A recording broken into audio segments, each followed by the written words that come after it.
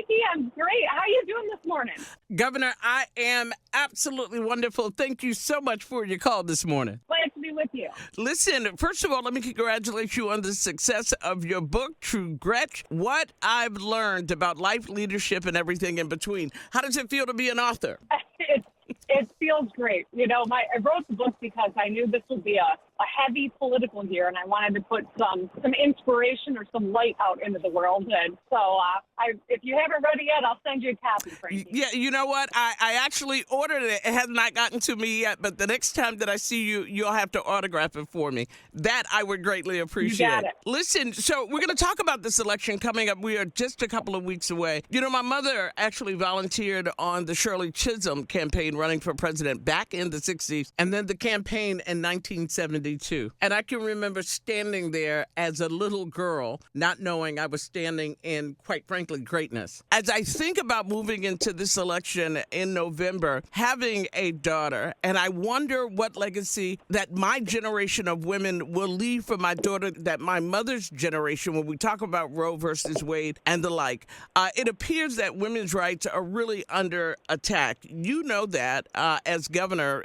based on some of the comments by the former president. How have you remained so focused and unwavered in dealing with the issues, particularly as governor, as it relates to women's rights? Well, I think we have a duty. Those of us who have a platform have a duty to use that platform to fight all of these efforts to take away our fundamental rights to make our own decisions about our bodies, or our fundamental rights to participate in an election, or to marry whoever we want to marry. I mean, all of this is very much at stake right now, and we don't have time for games. We can't make any assumption that it's going to be okay, because for 50 years we have rights, and now our daughters don't, depending on which state they're in. And that's unacceptable. And that's why I've made my peace with the fact that I'm going to have to be in this fight for the rest of my life, because it's that important and it's that pervasive, the efforts to undermine our rights. This election is important as well. Michigan is a very big state to carry.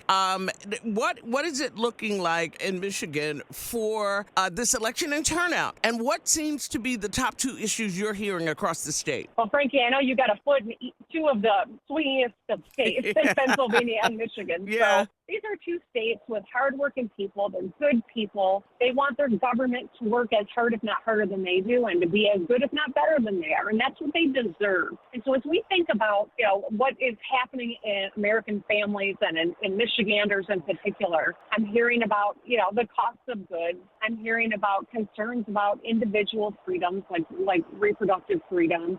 I'm hearing about making sure that our kids can go to school with the freedom of not worrying about being shot, or be able to plan their lives without concern about, cataclysmic climate change. I mean, there's a lot of stressors that we are confronting that America has to be leading on and living these values.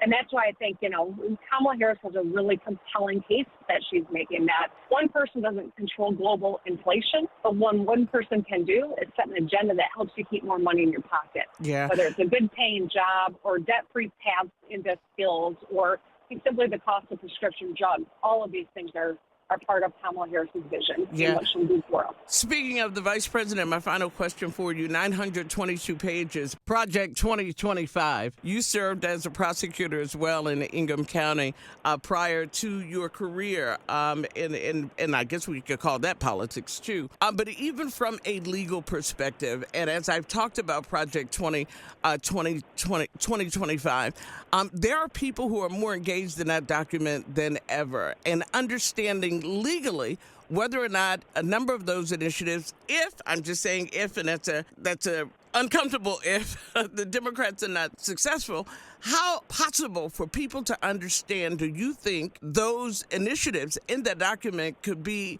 executed if they're successful from a governmental perspective?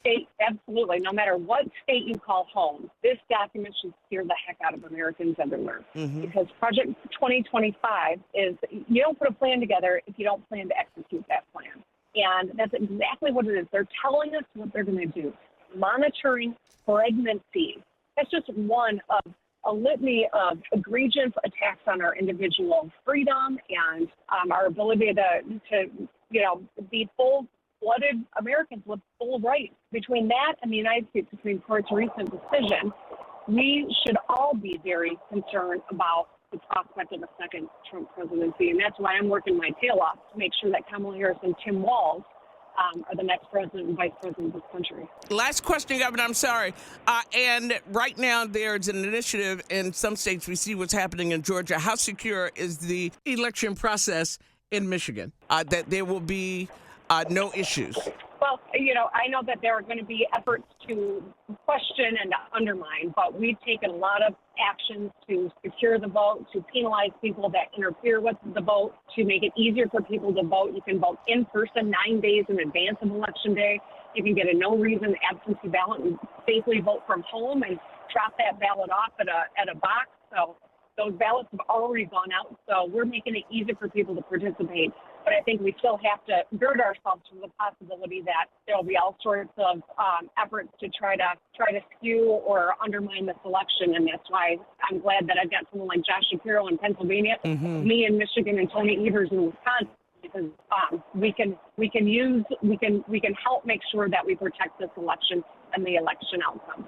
Awesome. First of all, you've been an incredible leader of the great state of Michigan as governor, and you're a rock star too, Governor. I've got to tell you, you're a rock star.